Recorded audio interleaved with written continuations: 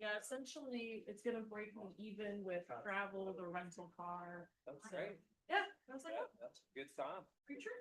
Greg, good evening, sir. Good evening to you. Oh, yeah, I have it, sir. I'm waiting to you. We're trying to figure out what's actually gonna sit here. Good. We're on the other side. So I think you go before. This is gonna sit here.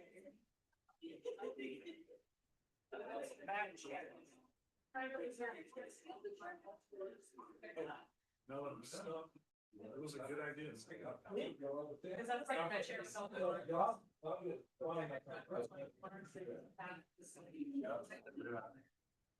Ms. Baker, I believe we are ready. I'm going to bring us in to open session in 3, 2, 1. Good evening. I'd like to welcome you to the Wairika City Council meeting for March 3rd, 2026. And Councilman Middleton, will you lead us in the Pledge of Allegiance, please?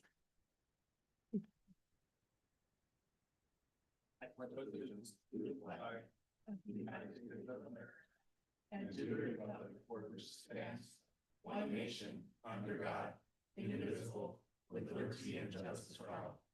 Thank you.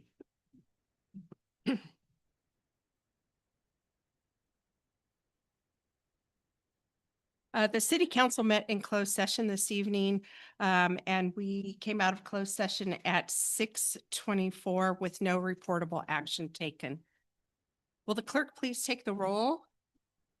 Good evening, Wairika City Council. Please let me know you are here by saying aye. Councilmember Davis. Aye. Councilmember McCoy. Aye. Councilmember Middleton.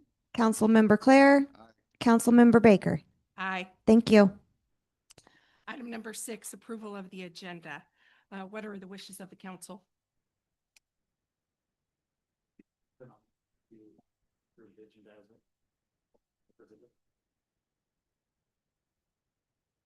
Councilmember Claire, I'll second. Thank you. I have a motion from Councilmember Middleton, second from Councilmember Claire to approve the agenda as presented. All in favor, please signify by saying aye.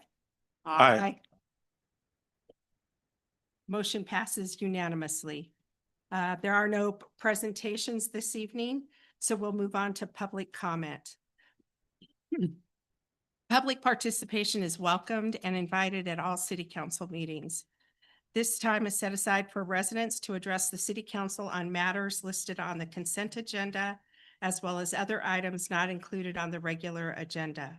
If your comments concern an item noted on the regular agenda, please address the council when that item is open for public comment. The city requests that persons addressing the city council refrain from making personal, slanderous, profane, or disruptive remarks. Please speak into the microphone from the podium, and the podium electronically adjusts up and down to accommodate the speaker. Please address the council as a whole. Please state your name for the record prior to providing your comments, and please limit your remarks to 5 minutes.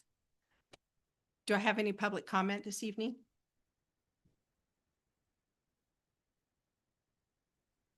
I have no public comment, so we'll move on to the consent agenda. And what are the wishes of the council regarding the consent agenda?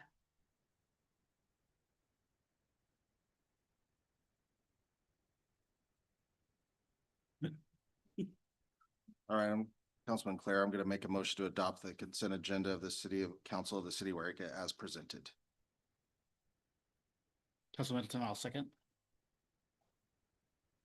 I have a motion from Councilmember Claire, second from Councilmember Middleton to adopt the consent agenda of the City Council of the City of Wairika as presented. All those in favor, please signify by saying aye. Aye. Aye. Motion passes unanimously. Public hearings.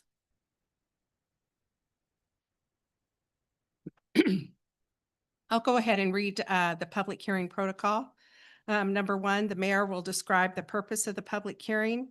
2, city staff will provide the staff report. 3, city staff will respond to questions from the city council. 4, the mayor will open the public hearing.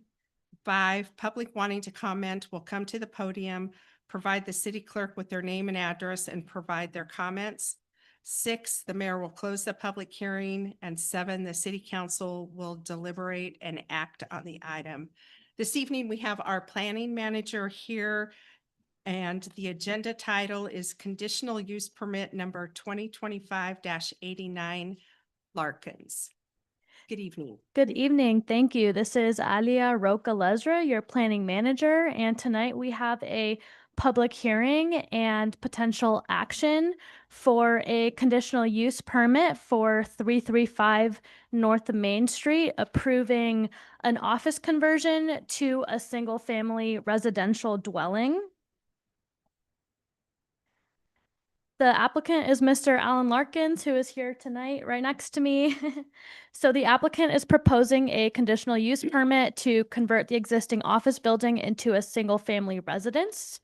The building was previously converted to a single-family residence back in 2011. Up until then, it had been used as a professional office building, and then it was used in 2011 for a residence for a couple of years, converted back into a professional office. It was used as a real estate office, and now the applicant is wanting to convert it back into a single-family dwelling. There are some minor interior improvements proposed, including reinstalling the bathtub and stove in their original location, adding a fuel tank for the stove, and upgrading the electrical system to current building code standards.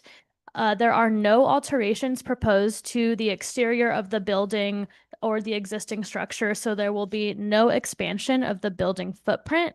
Pursuant to the Wairika zoning code, residential uses consistent with the R2 zone are permitted in the commercial professional office zone upon the approval and validation of a conditional use permit. So that's something I'm not sure if I mentioned off the top, that this structure is in a commercial professional office zone. So that's why it needs this conditional use permit to convert it from the office into the single family dwelling. This project was checked for general plan and city code consistency. The project is in compliance with goal LU.1 of the general plan, which is to maintain flexibility in land use designation and zone districts.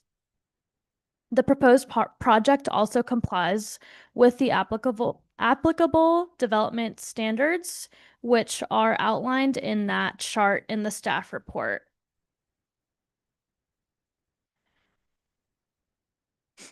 Under the California Environmental Quality Act, or CEQA, the proposed use qualifies for a Class 1 categorical exemption, which is for existing facilities.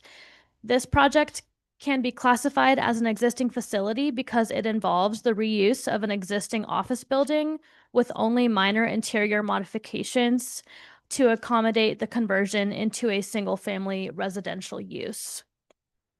Once again, there are only minor interior improvements proposed, and there is no expansion of the building footprint proposed.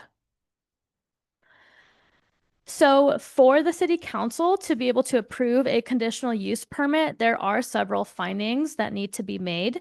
These findings include compatibility with the current land use designation of that commercial professional office zone.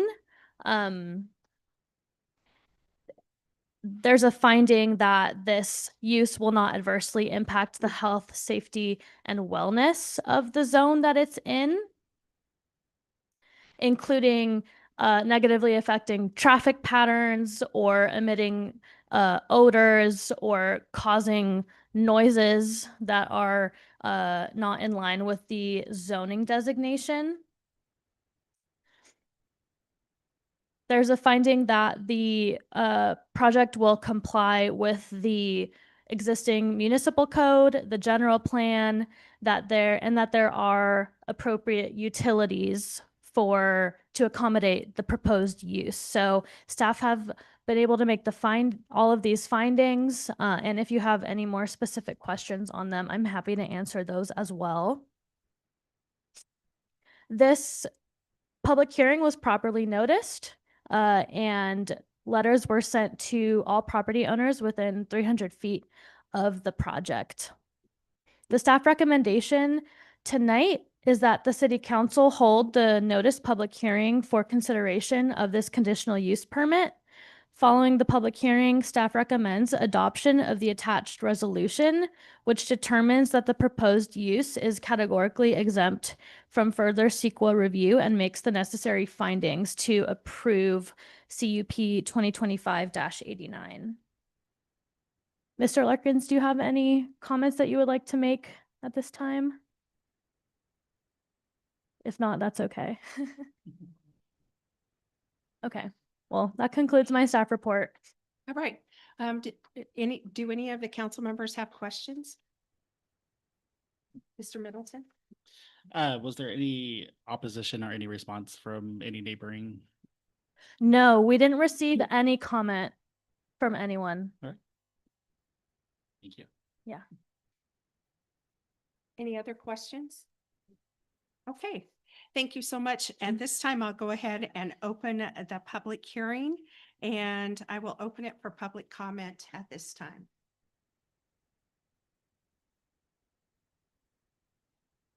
As there's no public comment, I will go ahead and close the public hearing and bring it back to City Council to deliberate and take action on this item.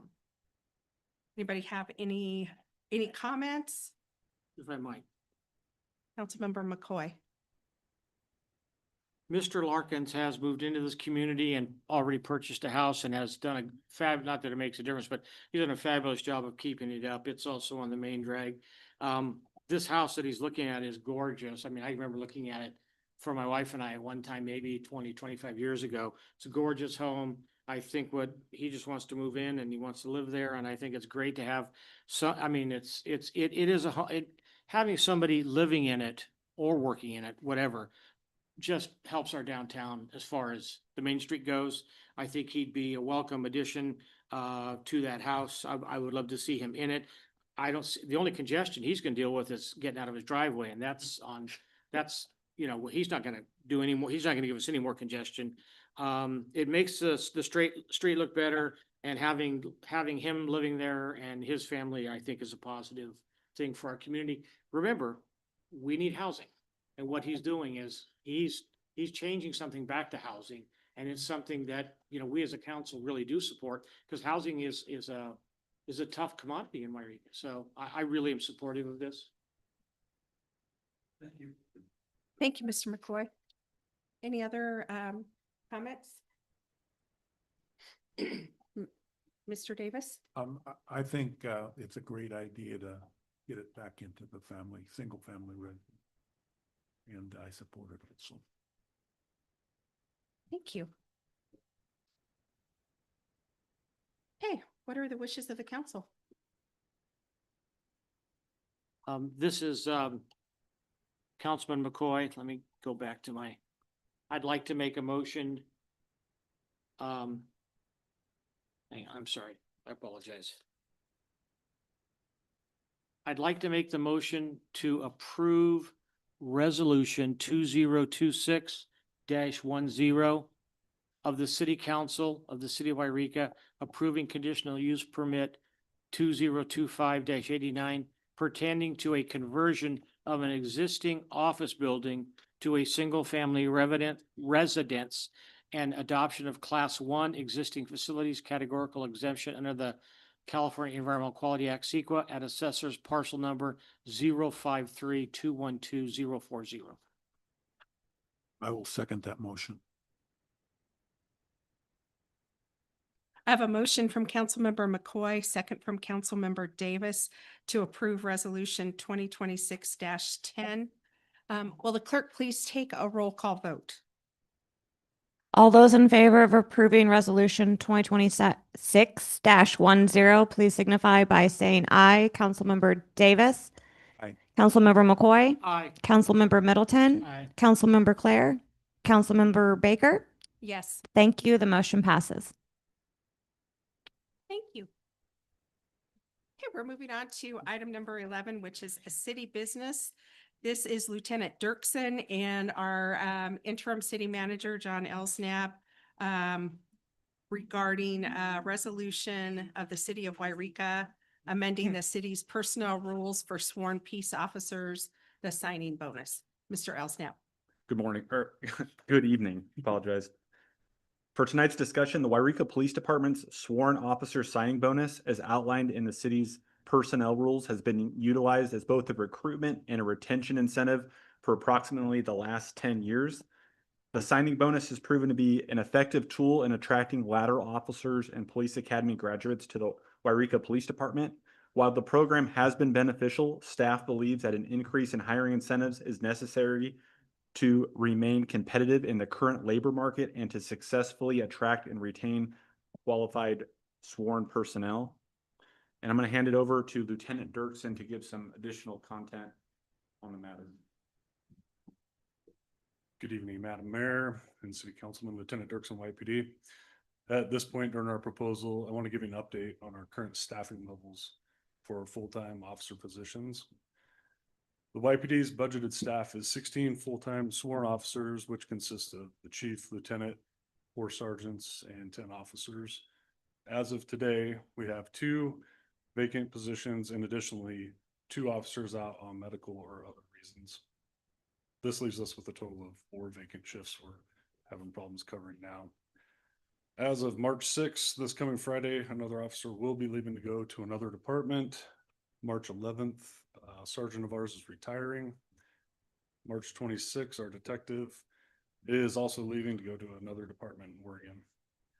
By the end of March, our staffing level will be at 3 sergeants and 4 patrol officers. We should be operating at 4 sergeants and 10 patrol officers.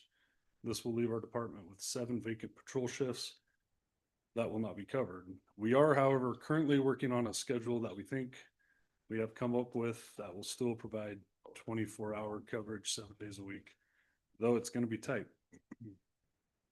By May 1st, another member of our department plans on retiring as well. This will leave our full-time sworn officer positions at 50%. With this low number, it will be very challenging to maintain the coverage needed to effectively protect the city of Wairika and its citizens. Keep in mind, the officers we have left have families, planned vacations, mandated post trainings, court appearances, always a chance of becoming sick or ill, or just plain burnout from being overworked. This all could lead to more shifts that I have to figure out how to cover. We do have 2 sponsored cadets in the current police academy who graduate at the end of May 2026. Keep in mind, they have a minimum of a 4-month field training program before they can become a solo patrol officer. That means if everything goes well during their training, they will be covering one of the vacant shifts around October, November 2026. So thanks for listening and to our proposal. I'm going to turn it back to John. I have some more information I want to share with the council. Thank you, Lieutenant Dirksen. So currently the signing bonus for police academy graduates is $5,000. The bonus typically offsets the cost of academy tuition as well as the cadets' initial uniform expenses. Lateral officers, so from other departments, they also receive the same $5,000 signing bonus plus an additional $1,000 up for each full year, up to a total of 15. So 5,000 for academy graduates, 15 for sworn laterals. So, and here's our recommendation for tonight as another hiring and recruitment tool. Staff recommends increasing the academy graduate signing bonus to $7,500 to better assist with the rising tuition and uniform cost. In addition, staff recommends increasing the lateral officer signing bonus to $10,000, resulting in a potential total signing bonus of up to $25,000 distributed over a 3-year period to enhance the city's ability to attract experienced lateral officers. Additionally, staff recommends the creation of a $2,500 referral bonus for current employees who directly refer a lateral officer candidate. To qualify for the referral bonus, the referred officer must successfully complete FTO, Field Training Officer program, and satisfactorily complete the department's probationary period. So before an officer refers someone, they have to, it's basically 1 year before they would receive that $2,500. And that's just to incentivize officer agency to agency working for the city of Wairika. Now, as I mentioned, that bonus up to $25,000, that would be bringing over a lateral with at least 15 years of experience, which doesn't typically happen very often. I can really only think of maybe 1 or 2 in the last 5 years with that amount of experience. Normally, they're academy graduates or a couple years at another agency. And just to reiterate, that bonus is over the course of 3 full years. 25% at FTO, which is around 6 months, typically 4 to 6 months, 25% at probation, which is year 1, 25% at year 2, 25% at year 3. So if someone only works for the city for 1 year, they're getting 50% of the bonus. The current bonus structure, they actually get 75% of the 15,000 bonus year 1. So this actually spreads the bonus more over the course of the 3 years to incentivize staying. Thank you. Do any of the council members have questions?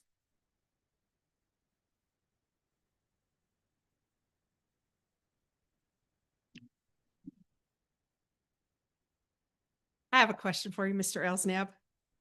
Can we afford this? Well, with being down 6, 7, 8 officers, there's a savings there. Depending on why the person's on leave, there's increased overtime when you get that low. But at the end of the time, in my opinion, overtime is cheaper than full benefits. So there is a savings there. But at the end of the day, I think the cost is you have to have public safety for the city of Wairika. So I'm going to say, yes, we can afford it. We can't afford it. And I think it's just, if we don't do the signing bonuses, we're going to rely on academy graduates and the current incentives that we have. And we have not received many lateral candidates from other agencies really over the last year. It's not working. And that's why we're back here tonight, is to improve the incentives. And it's going to be a multi-step approach to get back to full staffing, but I'm confident at some point we will be back at full staffing. Some of these vacancies are within our control and some of them were not. Thank you. Mr. Davis?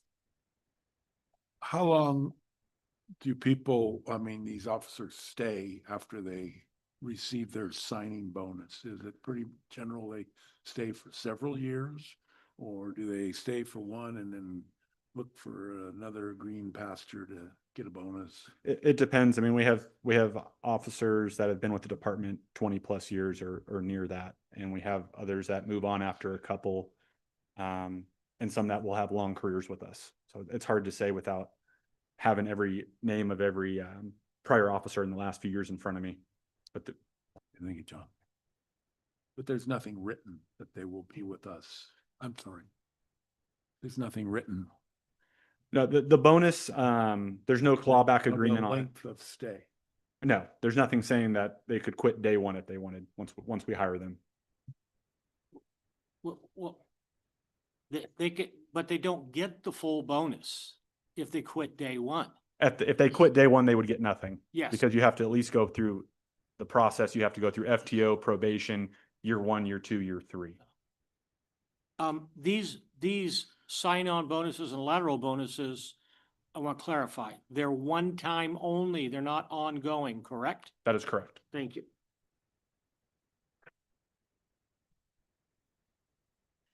Thank you. At this time, I will open this up for public comment.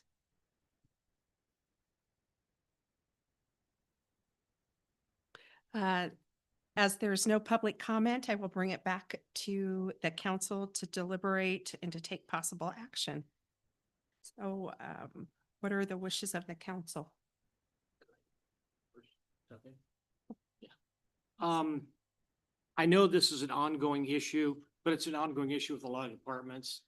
I like the idea, I like the idea that these two, that they've come up with, the three of you, I know with the chief, in regards to their one-time bonus. They're not ongoing. I mean, you and I know both, I mean, negotiating with teachers or whatever, that, you know, if you get a one-time bonus, it's much more appreciated to the general fund than an ongoing raise or something like that. So I like the idea that they have the bonuses. I like the idea that we sponsored the cadets, because other law enforcement is, and I'm sure that Councilman Clare knows, because he was in law enforcement for a long time, that other departments do sponsor cadets, which I think is good.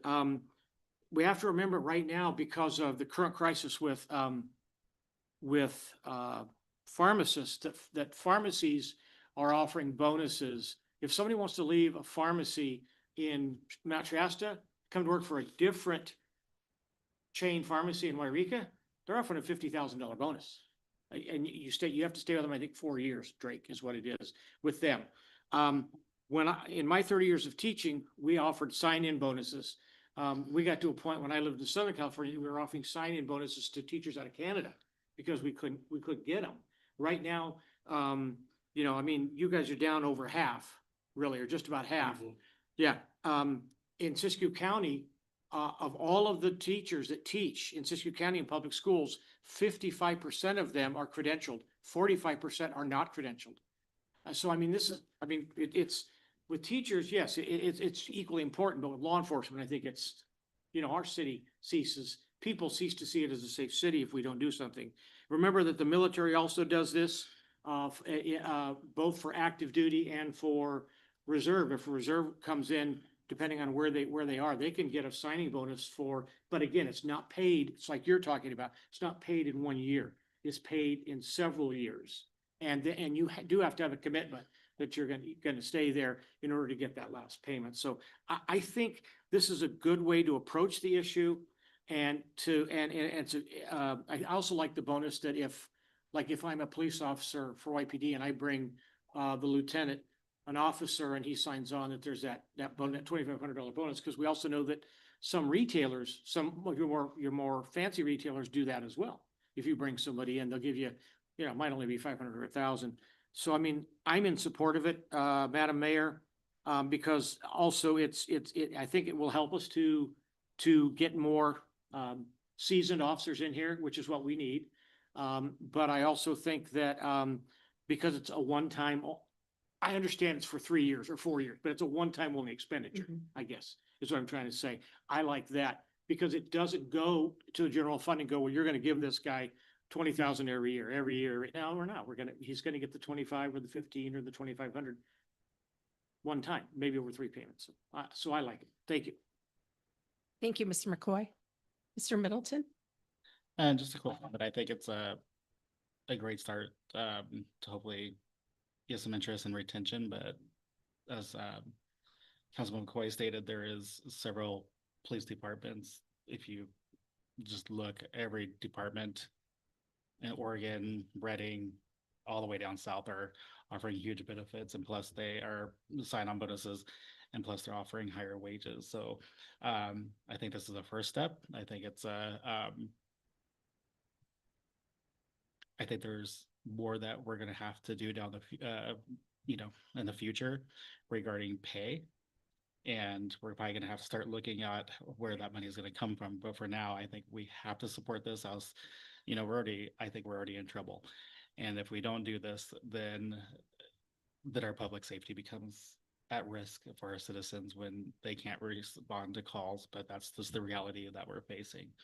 And so I think this is a good first step, but I think there is more that it's going to have to be done in the future for our police department and staffing it. And but this is a great proposal, and I support it because public safety is one of our number one reasons why we're here, to make sure our city operates, you know, at a safe level and give them what they deserve. So thank you. Thank you. Mr. Davis? I do have a couple of questions. Would you please speak into your microphone? Didn't have Thank you. to have it on, I apologize.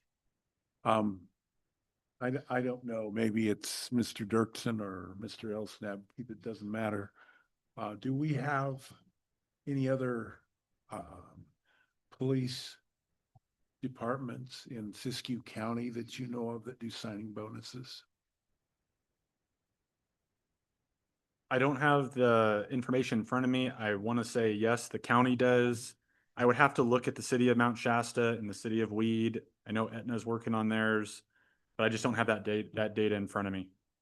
But it's quite common, as Councilmember Middleton stated, like Anderson, Reading, Sacramento. I don't know one large agency that doesn't have a signing bonus or some type of hiring package. One more question. This one is directed at you. Do we have any department here in the city of Wairika that has signing bonuses? Does the fire department have signing bonuses? No other departments that I can think of offhand, no. All right. So Mayor Baker, there's going to be a spinoff off of that if we approve this. And I'm in favor of it, but I just kind of opens the door for more departments to do that. And, you know, we are looking at paid firefighters. So that is a possibility. Councilmember Davis, if I can explain, we do currently have the signing bonus for YPD right now. It's just 5,015. So that's been in place for probably the last, I want to say decade or so. So they've been the only department for about the last 10 years that has that. All right. Thank you, Mr. Olson. Thank you, Mr. Davis. Mr. Clerk? Yeah, I think that this looks good because we're dealing with a two-pronged problem here that is also as we're having people retire. So we need young people to come in to take over for people to staff us. And also the other problem is with people retiring or leaving, you lose your ability to train new officers. So soon they're not going to even have enough people to train new officers, which is why the lateral move is pretty important, is to having guys that don't need to take an extra 6 months of training or whatever. They can pretty much get here with their knowledge, hit the ground with their boots running, and then get into an FTO position to start training new people. Because it puts everybody behind the 8 ball, because they can't just go out like Lieutenant Dirksen said and go do what they want to do. They have to do X and Y amount of time before they're even free to do so. So I think it's kind of, it does a really good job of addressing the need of lateral positions for stability and also for the new recruits and getting the referrals in. So I think it's a good idea. Thank you. Mr. Elsnab and Lieutenant Dirksen, I'd like to thank you for bringing this item forward. I think that it's critical that we are doing all that we can to recruit and retain police officers for the city of Wairika. And I think that this revisiting the sign-in bonuses is a good first step. I agree with Councilmember Middleton that we are going to be looking at, we are going to have to be looking at the pay as well at some point in the future. But I think that this is a really good step forward. So with that, I'd like to make the motion to adopt Resolution 2026-11 of the City Council of the City of Wairika, amending the city's personnel rules for the sworn peace officer signing bonus. Council Middleton, I will second motion. I have a motion from Councilmember Baker, second by Councilmember Middleton, to adopt Resolution 2026-11. Will the clerk please take a roll call vote? All those in favor of adopting Resolution 2026-11, please signify by saying aye. Councilmember Davis. Aye. Councilmember McCoy. Aye. Councilmember Middleton. Aye. Councilmember Claire. Aye. Councilmember Baker. Yes, Thank you. The motion passes. Thank you. thank you very much. Thank you. Thank you, gentlemen. Okay, item B under city business. This is the department heads of the city of Wairika, and this is the 2026 Estate of the City. And this is a presentation only, so there's no action to take this evening. Thank you. Good evening, council. We'll get the PowerPoint up and start this presentation.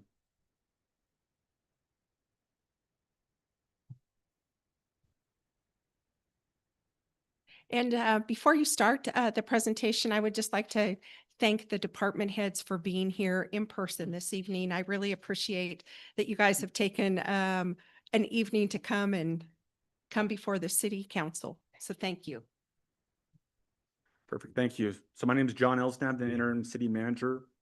I'm pleased to present the annual State of the City presentation. As you will see, the purpose of this presentation is to inform you of the projects we have planned for 2026. 2025 was a very productive year, and we look forward to continuing that success. I also have a majority of the management team here with me tonight to represent their respective department. If you have any questions or feedback throughout the presentation, please let the presenter know at the end of their section before the next presenter begins. And our first slide is the city manager recruitment. This is one of our major projects for 2026.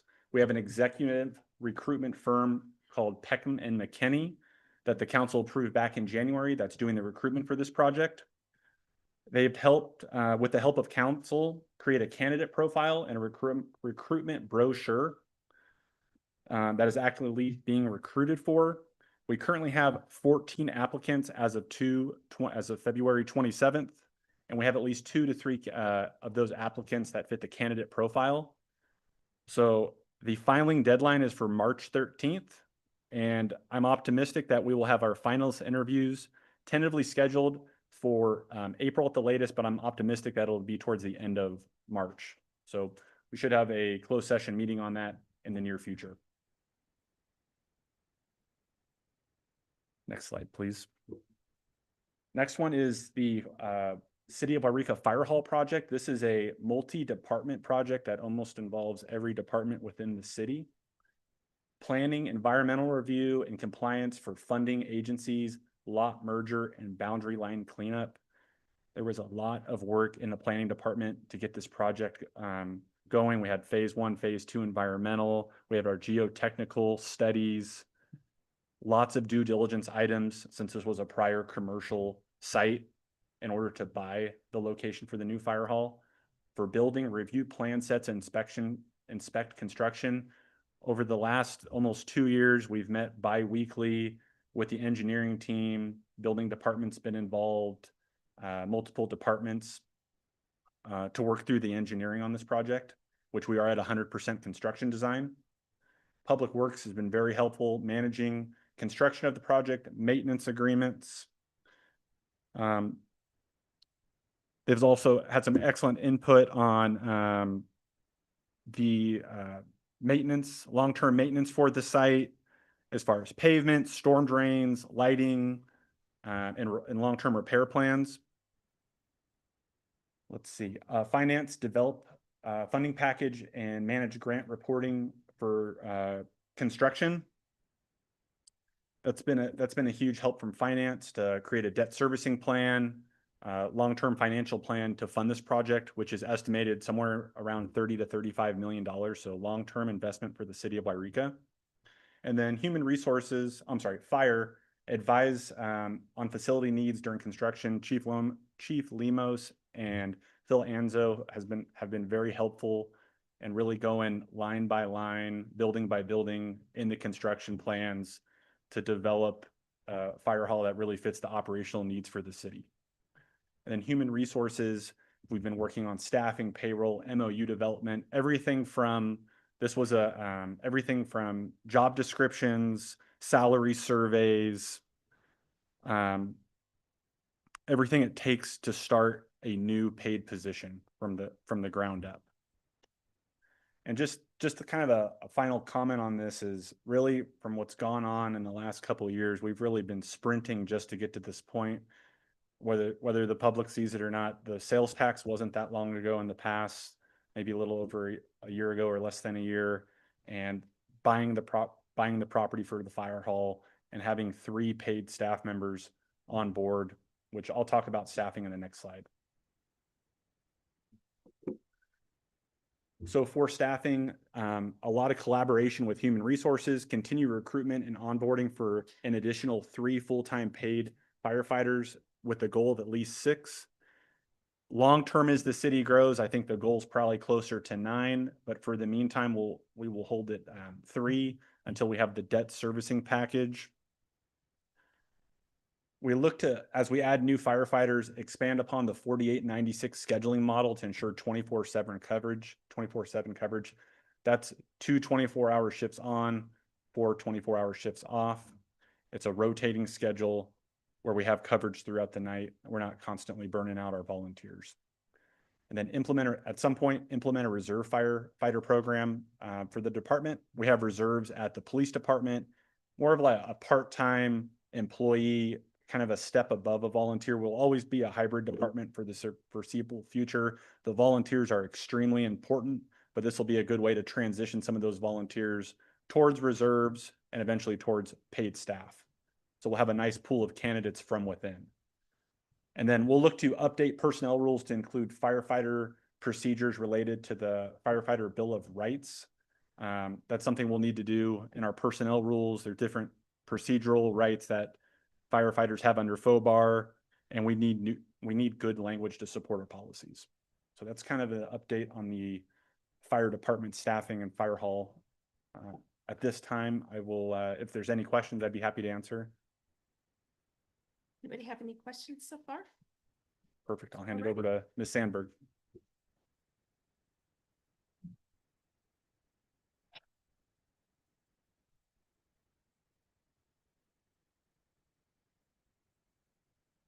Good evening.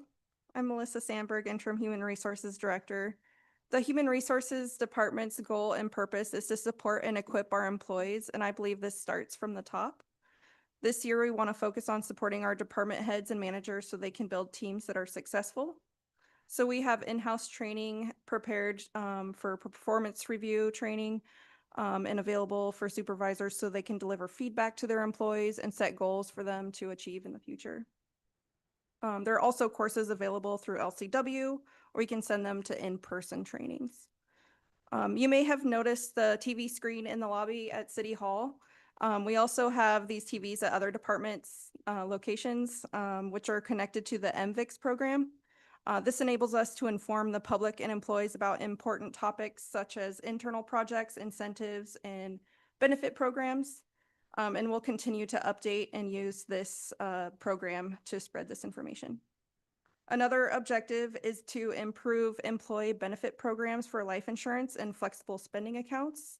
Last year, we used Keenan and Associates to obtain new dental and vision plans, which enhanced benefits for employees while also being a cost savings to the city. We're hoping to do the same this year with life insurance and FSAs. Next project is to revise the employer-employee resolution. This document is used to create, restructure, and form new bargaining units. It has not been updated since 2017. So this revision would include language like fact-finding to bring it into compliance with current labor code. As John alluded to earlier, we're also going to make updates to the personnel policy and procedure manual. We're going to add a section to include language for the Firefighter Procedural Bill of Rights Act, which provides protections for firefighters regarding investigations and disciplinary actions. And then lastly, we're also going to facilitate city leadership training for all department heads and managers. Again, outlining that our goal is to equip management. Each department has roughly $2,500 in their budget for training, and we'll use these funds to bring in-person training here or send our department heads and managers outside trainings. Thank you. Thank you. Does anybody have any questions for Ms. Sandberg? Thank you so much. Great job. Thanks.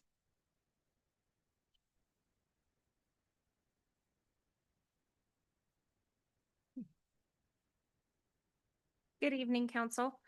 I am Emily Aldrich, the City Finance Director and Treasurer.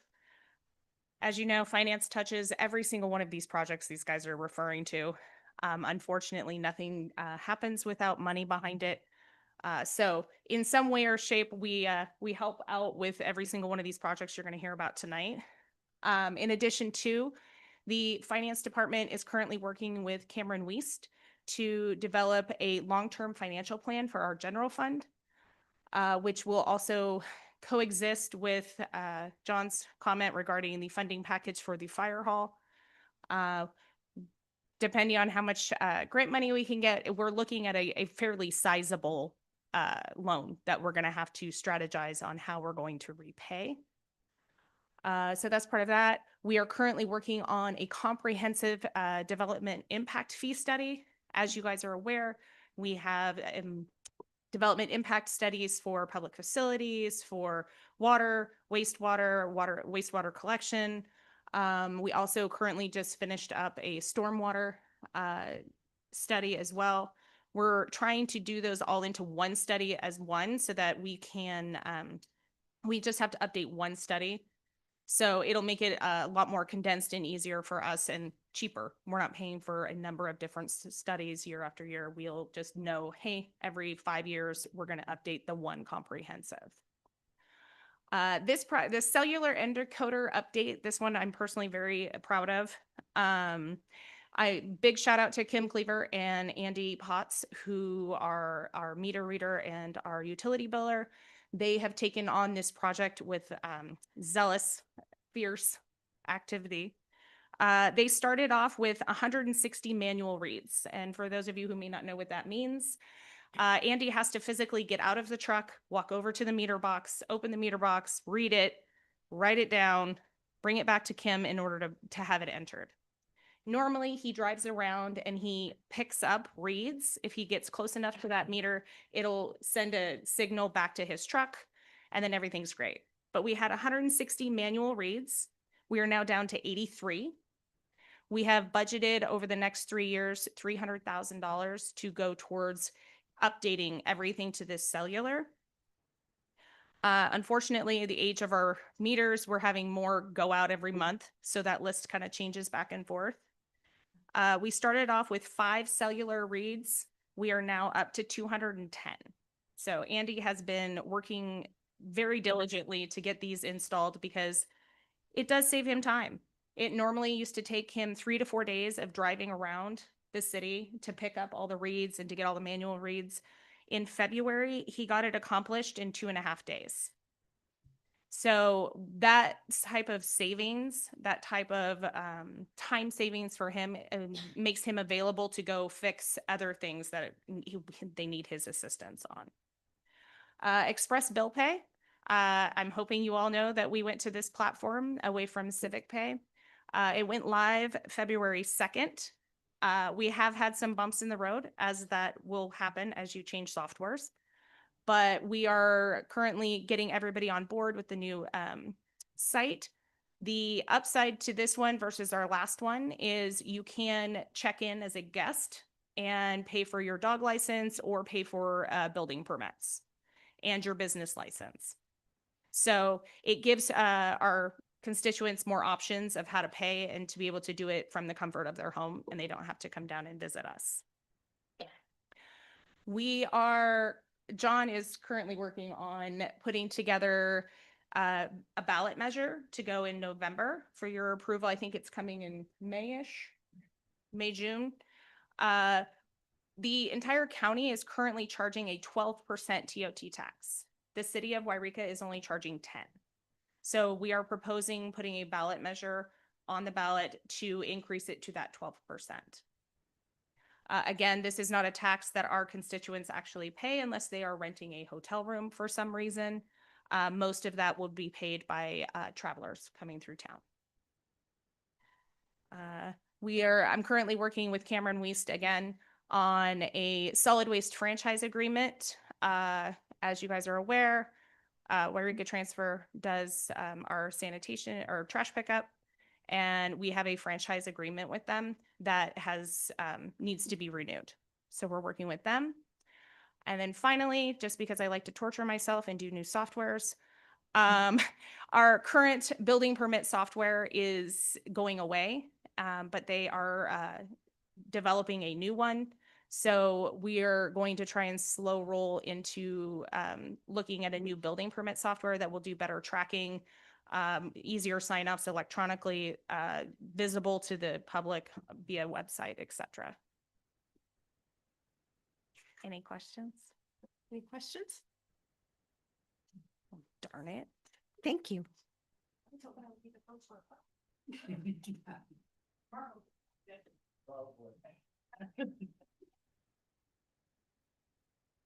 Good evening, Council. Chief Gilman, Wyrick Police Department. Thank you very much for the last issue we just voted on. I really appreciate it.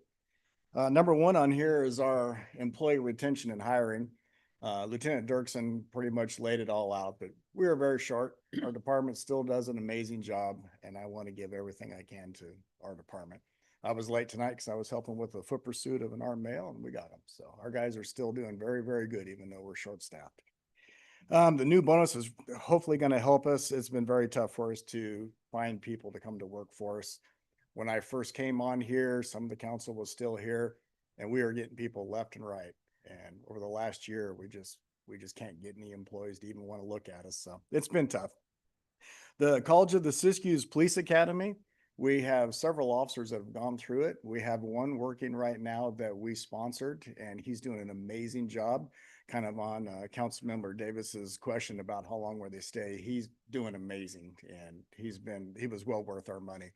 We have two in the academy right now that we have one we're sponsoring and one we're hoping to sponsor. He's in backgrounds.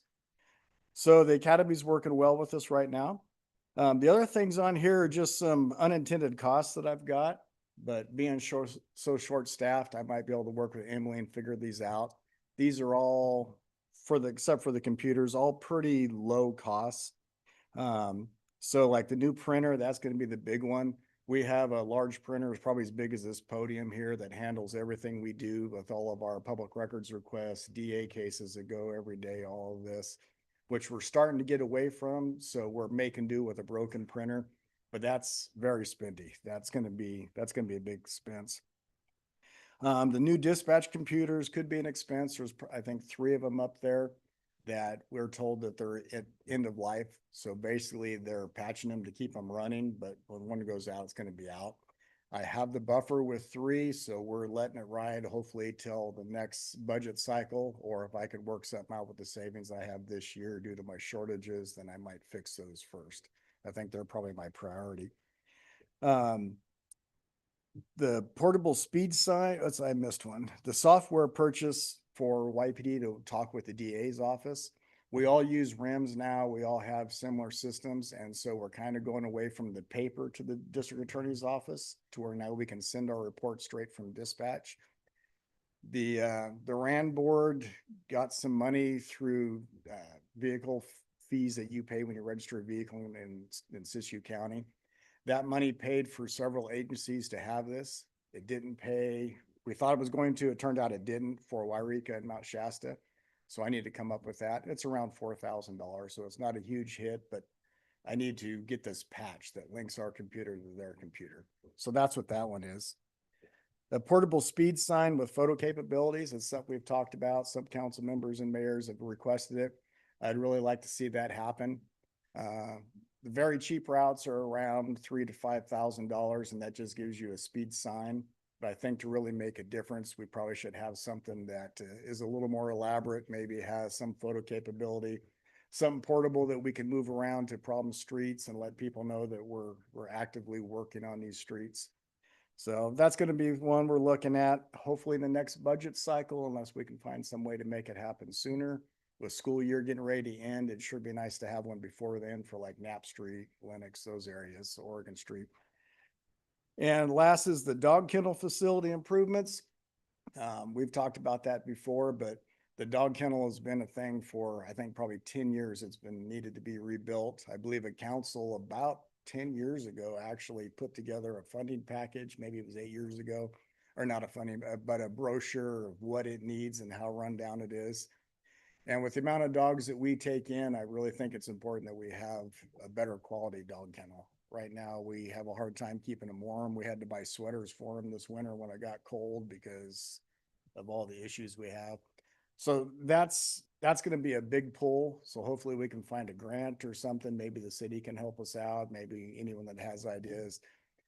That's kind of a wish list, but I think it's important for the animal control. You know, a lot of people care about dogs. I do, for sure.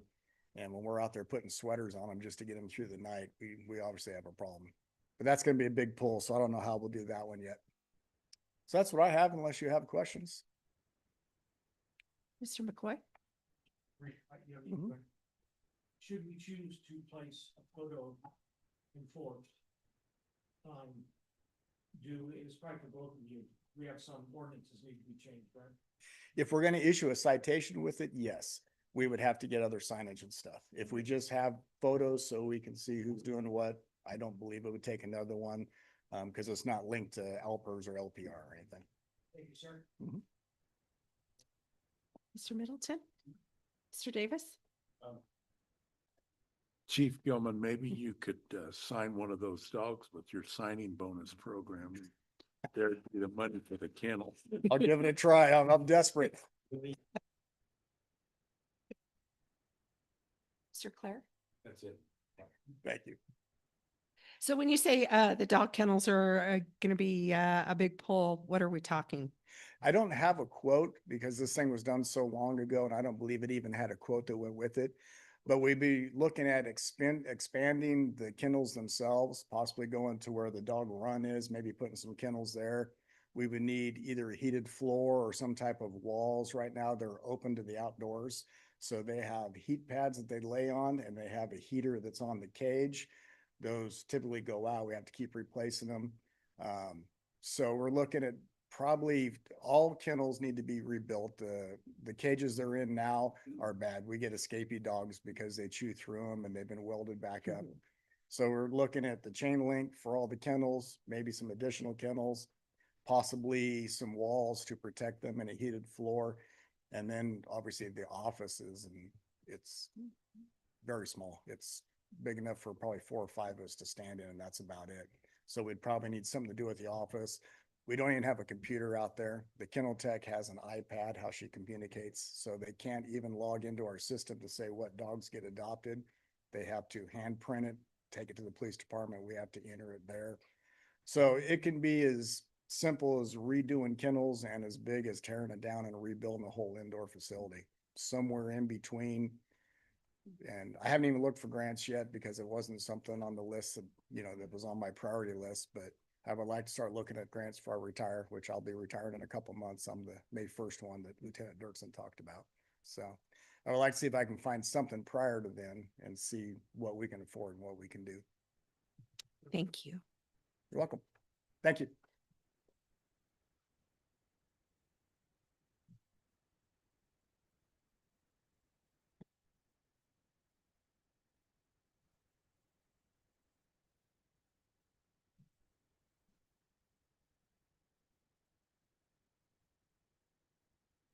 Good evening, council, members of, Madam Mayor, members of the council, Fire Chief Jerry Lemus.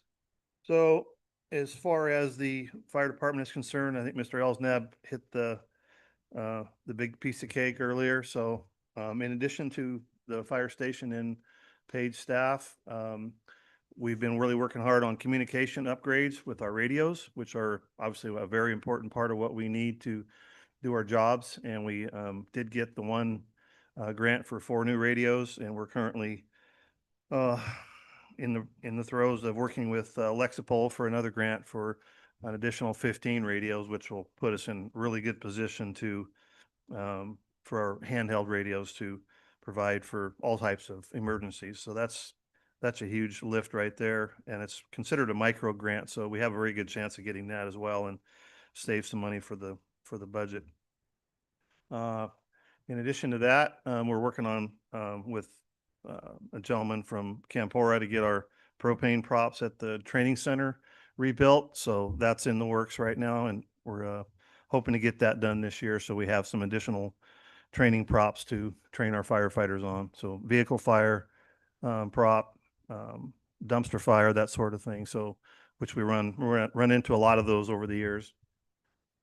Possibly in the future, replace the command vehicle and in addition, our utility is getting a lot of miles on it and has some issues. So that's one thing for more of a down the road type project.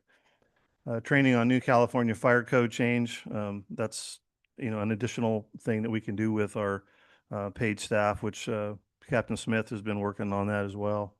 And then lastly, fire officer and inspector series trainings, which that is something else we're going to have to look at some point, is a robust inspection program, which will help with the R1s and R2s, the hotels, motels, that sort of thing, which are severely in need of inspections. As we do go on complaints with code enforcement, we're finding more and more that they need attention. So those are things we're trying to fold in the mix here, so we can have a safer town when it comes to fire protection. But that's all I have for you. If you guys have any questions, I'll be happy to answer them. Questions? Thank you, Chief Lemus.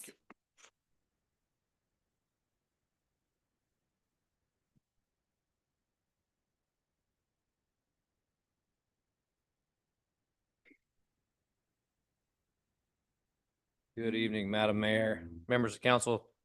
Matthew Bray, your Public Works Director. I'm going to start off just saying that this is a short list, and I'm going to get through it as quickly as I can. We condensed this quite a bit for tonight, and we'll be working here shortly on a number of new press releases to put out to the public to revive what we once did back when Caltrans was tearing apart Main Street and we were really on the ball. But that said, staff has been buried getting this going, and I'm excited to share this with you tonight. So number one, facilities assessment at the Public Works Yard. It's an antiquated facility. We're currently crafting new inventory methodologies and surveying our buildings to meet the current codes and the building codes. The service center was built back in the 60s, and a lot of it has not been updated ever since. So we have some failure points. One of those being HVAC improvements.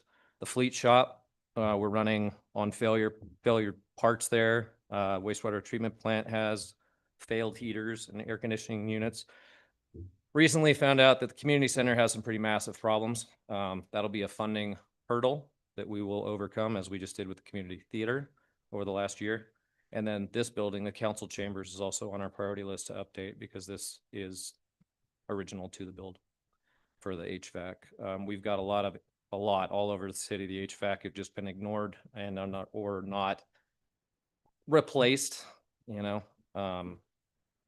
so the current budgets as it does cover the fleet and wastewater treatment plant. We combine some budgets around from maintenance lines, and that's what we're going to take care of first. Big hitter, heavy hitter we've been spending a lot of time on is the water supply and storage improvements projects. This came in at bid at about $7 million. It's funded at $9 million. State revolving fund, no city match. I've spoken to you multiple times. The project develops the new groundwater source by drilling and equipping a production well, the YPD, constructing a new 1 million gallon tank near the current lower Humbug tank on the north end of town, demolishing that existing tank, updating a pump station over on Outson Road on the south side, and constructing a new 200,000 gallon tank on the hill above those existing tanks. The easements for that project and a small parcel of land up top for the new Shasta Bell tank were graciously donated years ago by the late Myron Anderson, and then recently finalized with his wife, Judy. And the city will be forever grateful to the Anderson family for that gift. Brett Duncan, another neighbor adjoining, has also allowed ingress egress rights over his adjoining property to get us in and out for the duration of the build of the tank. And the city has also worked with Robert Wolf up on the north end of town for lands and easements required for the lower Humbug tank. And that's just the pieces of this massive project. It's contractors started mobilizing into town yesterday. They're building down at the corporation yard. So they have their own mini corporation yard built down there now. And just so you're aware, we've been working on this in engineering and chasing funding to get to yesterday for 11 years. The Fall Creek intake improvements, the city water, as you know, is taken from in stream at Fall Creek. In the last few years, we've upgraded some fish barriers to the intake screens. We are getting a new catwalk across the creek for better access to those headworks, and then another catwalk up on the B dam so we can better maintain that. Water service water meter service inventory, finance spoke to already, but I do want to tap onto that we are working closely with finance, as we typically do, to inventory and upgrade the current meter system to cellular. It's a 3 to 4 year project that we've budgeted for, as Emily spoke to, and it really more efficiently gathers that meter data. And it's not just for the billing, it's for state reporting that our water manager, Roy Hathaway, and I turn in every month. So getting those numbers down on our losses puts us in a better place for future grants, for better, infrastructure improvements down the road. The water audit, we came in this year as average, statewide average, which is not bad, but we found with our auditor a number of simple fixes for us to raise those scores up. So we'll be greatly above average, we're hoping, next year. We've repaired a few large leaks that we've found that helps those numbers on our losses. And we're moving towards moving a meter out at the filter plant for processed water, because we actually use water to filter water. And so that meter move will help those numbers also. The urban water management plan, I'll just leave it that we have a consultant, Zanjero, is working on those updates, and I will be updating you further in future meetings on that. Wastewater, next slide. So staff has been fully involved in their state certification trainings. We see an upcoming bump in our tier of permitting down there. I can't speak highly enough for the 4 folks down there at the wastewater treatment plant. They do a great job every day. They do so well. It seems like we never get to talk about them, but those guys really are running a tip-top ship, and it's antiquated. We have a massive project coming on that, but we're waiting on funding. The plant requires a very sizable upgrade. Current engineering estimates right now are sitting at $44 million of required updates. Obviously, we can't just go get a grant for $44 million that simply. So, but we're out looking for, there's no match funding. We're always looking at SRF, state revolving funds, with a no match. So we're going to break it into phases over 4, 5, 6 years. And we're going to get what we need there. But the electrical is all direct bury. It's all original to the 60s when we built the plant. It's failing, popping breakers underground, things like that. The SCADA, the way that we can run our water system from our cell phones from anywhere on the planet, it'll be fully tied in down there. And major process changes, getting away from chlorine, going to UV light, things of that nature. And I will bring that back to you as we get closer to these phases, because we don't have funding availability right now. Back over to fleet, the CARB improvements. Fleet manager Renee Hoisington is keeping us very tightly in compliance with the constant movement of the state CARB compliancy for the clean fleet initiatives. It's a barrage of webinars, it's seminars, meetings. She sits them, I sit them, we both sit them, we tag team them when we can. It's difficult to keep up with, but I can't speak highly enough about Renee and the way that she's keeping us compliant. We do have some big items coming. We've got trucks that if the state and CARB is telling us we can no longer utilize here within the next year or so. So there's going to be some big numbers coming through the next 218 process when we're looking at the cost of doing business in public works. And I'll speak to that in the future. Going over to paving, we've got the rubberized chip seal. We haven't done rubberized chip seal in Wairika before. I'll call it a pilot. I've been watching it closely for about 15 years. I'm convinced it's worth it. So we're going for it this fall up in the northwest quadrant of town. It's all been prepped out over the last year or two.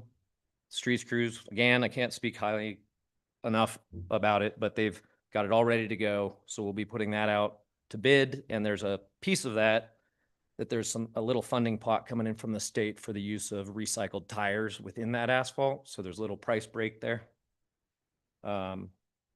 Again, I need to speak back to Measure C. So Public Works maintains 97 lane miles. And when you stop and think about that for a minute, it's pretty impressive. Nearly 100 lane miles. So we have a lot of potholes. Right? If you're going to drive to Medford and back, that's a drive.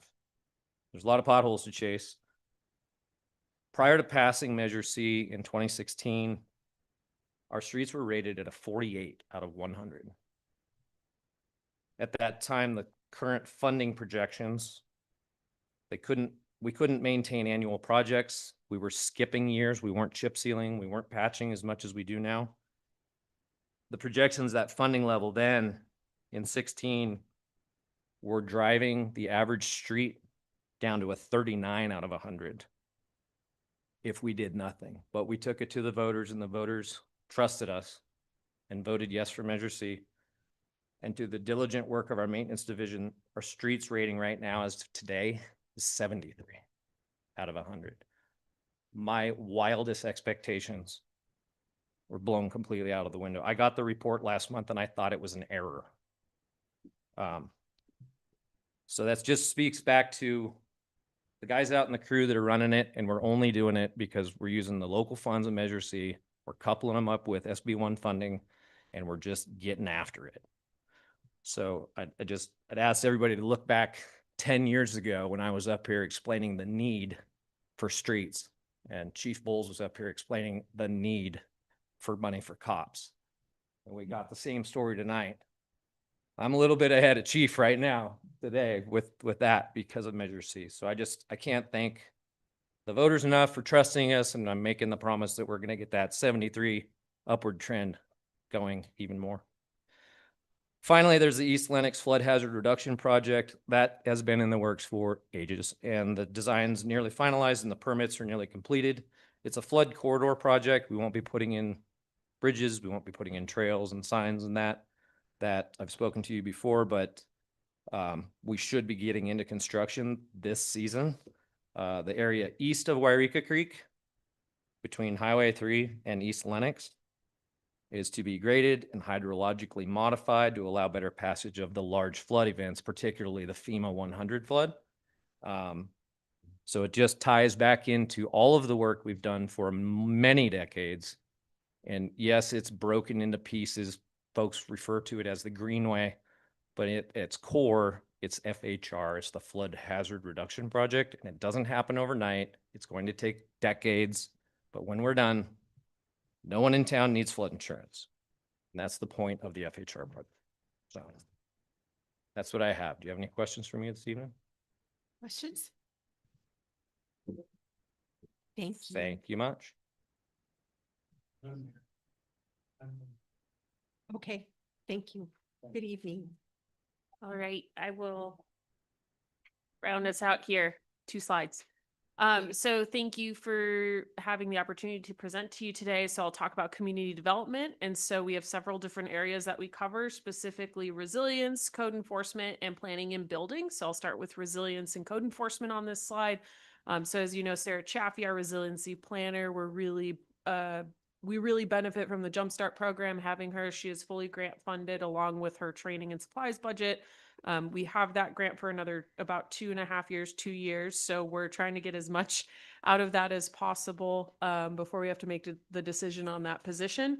But this year, Sarah has shifted her focus. In 2025, she focused a lot on our local hazard mitigation plan that is coupled with the counties, which was adopted successfully. We also submitted a hazard mitigation grant program grant, which if you don't know what that is, it's an extensive multi-month process. And so Sarah was able to make her way through that, which is that in and of itself is a feat. But it was presented to the state board last week. So hopefully we'll hear back if that is going to move to the federal FEMA consideration board. That would be a program that would home harden private properties throughout the city, as well as provide funding for defensible space for private property owners who are in the very high wildfire severity zone. So one, it would be bringing in dollars from the federal government through FEMA to pay for contractors to do that. So it's bringing some tax dollars back to the community. If funded, as well as getting everybody more fire hardened from wildfire events, which hopefully leads to lower insurance rates, among other benefits. So hopefully that project will get funded. That would pay out in fiscal year 27. So we would have a little bit of time before that project starts if funded. So we've shifted over from hazard mitigation to emergency response. So Sarah is working with all of the departments within the city to update our emergency operations plan, or EOP, if you hear someone say it, as well as our COOP, which is our continuity of operations plan. And so that's really looking at if a hazard occurred, whether it be cybersecurity, flood, severe weather, what is the plan of action for dealing with that emergency, as well as how are we going to continue regular operations of the city if one of those situations occurs. Sarah has also been working with all of our departments to get everyone trained up in emergency response. Everyone's been doing a really great job of taking those trainings as well as participating in our tabletop exercise last year. We will also be doing a continuity of operations exercise this year with the department heads and potentially our managers as well to continue to get staff ready to respond to emergency events when those occur. We are continuing our green waste program. We're increasing the number of days and trying to increase the number of participants in that program. So we'll be going through and doing those improvements. You may see some changes in that. We do have as part of the program to start doing some kind of pickup throughout neighborhoods for individuals who cannot make it to the site. So Sarah will be working on that program in terms of how that's going to work, what the costs are associated with it. One of the things that we focus on with the Green Waste program is keeping a lot of data for it, one, for grant reporting, but two, to be able to inform the council on if that's a project that you want to continue or a service you want to continue to offer after that grant is done. And then what are the costs to the individuals using that service or the city if you choose to subsidize it? Finally, we also have a number of fuels reduction projects going on in Greenhorn, as well as the Greenway itself. We don't have the Greenway called out specifically here, but Sarah has been working with Matt and Ben Miller with Public Works to look at different fuels reduction methods. We are working with CDFW right now on allowing goats and other types of small livestock to be able to help us with a Greenway management and fuels management. Again, that goes back to our mosaic plan to do a number of different types of fuels reduction to just show people that there are other options than clear cutting or, masticating. We're trying to get those things going. CDFW is very excited to work on this because they don't really have a process to allow goats to come into properties and do this type of management. So we're hoping going through this process, it may also improve statewide programming with CDFW to make it easier for other communities to utilize livestock for fuels reduction work. So we're continuing that on. You'll also have seen the California Conservation Corps has been up in the Greenhorn area doing a number of projects. They have concluded their hours at this time, but we're hoping to continue to strengthen that relationship as we move forward with our fuels reduction throughout the city of Wairika. So moving over to code enforcement, some notable things from 2025 is our code enforcement officer, Officer Mon, is now a certified code enforcement officer, which is great. He is working on a standards and policies and procedures manual right now. We have not really had one in the past. And essentially what it is that if we do need additional assistance on code enforcement cases, you'd be able to go into this standard policies and procedures manual and be able to go through all of the processes that we have to go through and able to notify people, fine people, go to the courts, things like that. So we're putting that standard together for continuity purposes and to make sure that we are well aware of, the steps we have to take with those code enforcement cases. We have about 92 open cases at this point. We did close about 72 cases last year, which is great. Some of those are very simple courtesy notice. We get compliance. Majority of them are that, which is great. We don't want to have to go after people and find them or do some of the more costly code enforcement actions. So we are very happy with the compliance that we're getting right now. Going back to it though, we do have a number of notable bigger projects. So the Shasta Courtyard improvements, at this point, they have been cleared and have corrected all of those issues that we heard about last year.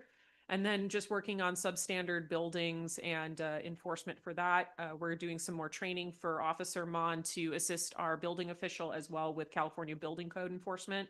Again, we just see a lot of subpar housing issues, especially with our multi-units and our lower income areas.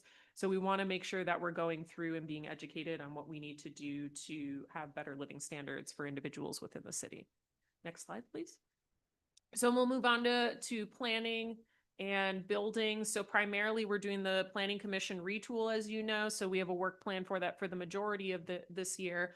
That's a big focus for our planning manager, who you've heard from earlier today. And then we're going to be continuing the housing element implementation. So this year we have owner occupancy rehabilitation programs. So similar to the home hardening, we're going to be focusing on developing programs to assist individuals to essentially go back through, if you remember, or you may not remember, Councilmember Clerk, because you weren't here yet, But we did a housing conditions inventory of the city. And so we identified areas of the city where houses appear more dilapidated than others, more overgrown vegetation. And we scored them and then looked at that versus the demographics of the area and found that a majority of neighbors predominant or in neighborhoods that are predominantly lower income, have more people with a declared disability status, as well as our veterans. So we do have a number of neighborhoods where it's older veterans who are just not able to care for their homes anymore as easily. And so we're working on programming that would support those kinds of projects, whether that be through a expedited review process or for looking at different types of incentive programs to assist people with those updates. We're also continuing our fair housing compliance with the state of California. We're required to have more housing information on our website. We're working with the Siskiyou County Health and Human Services on that aspect as well, trying to get people connected to fair housing and tenant representation as well for individuals who may have a contentious tenant and landlord situation. We do not offer legal services, but it's just essentially getting all of those resources together in a centralized hub so that when we have people come in with issues that maybe it's a little bit bigger than us to deal with, we can direct them to the correct resources to be able to handle those types of situations. And finally, it's been 4 years and it has to get done this year. And so I have to get the general plan done. Been moving that 2044, 2045, 2046 date too much. And so I have to get that done for you all this year. That's my major focus within my own personal workload. And then we do have the comprehensive zoning, subdivision, and buildings and construction codes updates. So that's Title 11, 15, and 16 have undergone comprehensive changes. That will be brought forward to the City Council for consideration with the general plan update. We're doing very well on that end. We do have our contract planning services through Precision Civil Engineering assisting with that code update and the specifics there. But hopefully by the end of this calendar year, we'll have you at a place where you're up to date on all of your code and general plan compliance. So additionally, we support every other department. I know we've talked about this a lot, but the city of Wairika is really unique in that we don't sit in our silos very often. It's not normal for a lot of cities to be this integrated. And so we are still working on water supply projects for you with the Fall Creek purchase. We're working on a number of other issues through there, but hopefully those will conclude and we can move on to some of the other fun stuff. So thank you. And I believe those are the end of my slides. There's one left, I think, for John to recap, but did you have any questions? Any questions? Thank you very much. All right, thank you. Did we lose it? So I just want to add that, this is just a partial list of all the projects we have. It doesn't count for the 100 employees we do payroll for the calls for service every day, for the 3,500 ratepayers. I'm really proud to have the team we have, and 2026 is going to be a good year. Thank you. Thank you, Mr. Elsnap. At this time, I will open this up for public comment. There's no public comment, so I just want to say thank you. This was a great presentation, and I can only speak for myself, although sometimes I like to speak for others. But this is a great presentation. It gives us a lot of good information. I would like to see it done in conjunction with the budget hearings in the future. So with that, I will move on to item 11F, which is the city manager staff reports. With the state of the city presentation, I don't have anything to report tonight. Yeah, that's a good point. Unfortunately, we did not receive the Cal Recycle grant for the Campus Drive cleanup. That said, we're going to pursue it on the next grant cycle. We came very close. Ms. Lucchese and staff did an excellent job of putting that together. I think we were fourth and they funded the first three. So we'll look forward to pursuing that down the road. But unfortunately, we did not get that grant. Thank you. Thank you for that. Good news. All right. Item G is the mayor, council member reports, statements, and requests. Start with you, Mr. McCoy. Thank you, Madam Mayor. I just have two things. I want to thank Ryan Horvath and Teen Challenge for all they're doing to help our community. They're doing a lot of work in conjunction with, Philip, Matt, Ben, through Public Works, and John and you, Madam Mayor, are the ones that set this up. And I do appreciate it. It's nice to see things happening. I want to, personal note, we have two of our Wairika High School graduates in the Gulf right now. They're Merchant Marines. They've been Merchant Marines for almost 30 years. They're both on separate ships. They're brothers, and they are supplying the Fifth Fleet over there, which is in active combat. And it doesn't, I'm not going to say whether I agree or disagree because it really doesn't matter. What matters is that they stay safe. And we hope that we have a lot of Marines. They've come out of Wairika High School in the last 10 years, and a lot of other service members. So I just really hope that we can all be very compassionate and think wonderful thoughts. And if you're so inclined, pray wonderful thoughts that we can get our young men and women home safely. Thank you. Councilmember Middleton? No report. Just do have the COC meeting tomorrow, so I'll report back at next council meeting on that. Just want to thank everybody for coming up tonight with from the staff and let us know all your projects. Sometimes we move right along and we forget how many things that is going on over there after, because we go on to the next project and approve and we move on, we forget some of the things that are happening. So thanks for a reminder of everything that's happening in the city of Wairika, and I appreciate work that I'm sure the rest of the council does. So thank you for that, and it was a great presentation. So thank you. Thank you. Councilmember Claire? I just want to say thank you to the staff for a great report, all the hard work you guys did and have been doing. Looking forward to the upcoming year. You guys have been working really hard, everybody, all the staff and on all levels, so it's greatly appreciated. That's all I have. I have nothing else to report besides that. Great presentation. Thank you. Thank you. So let me see. I'm continuing to hold a public hour on Fridays here in the chambers, beginning at 2:30, and it is an open door policy.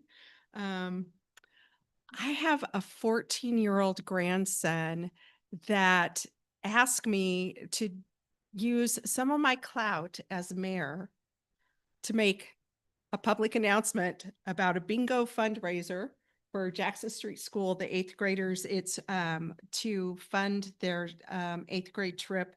And it is actually an afternoon of bingo at the Elks Hall on April 19th. And so I've done it, Caleb. I hope you're watching. In addition to that, I just want to say thank you to Councilmember McCoy for working with Teen Challenge.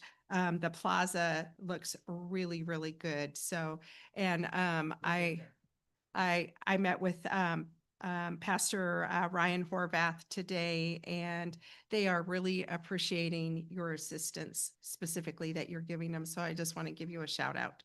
So I think that is all I have, except I would like to just piggy bank on Councilmember McCoy's comments. God